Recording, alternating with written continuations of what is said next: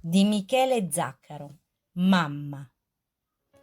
E ancora mi ricordi te, goppa che la siggiulelle legna, cu chi l'uscialle che li lente mantenuto con una cordicella, e a capo capace non teneva, chi anni e pochi anni che lo vuole stanca. Io calore in un cammino pareva che t'accarezzava, a stringennati in un abbraccio. A giornata era passata e là tu cercavi di riposare, a chi lo posta dove ti sentivi più sicura. Io ti guardava senza me favore, innamorati che la faccia segnata ro tempo, e gli figli bianchi che tornavano a capo. Creatura rosa che mi regalasse sta vita là annanzi a me mentre dormiva, mi regalava i suoni tuoi insieme a un'emozione.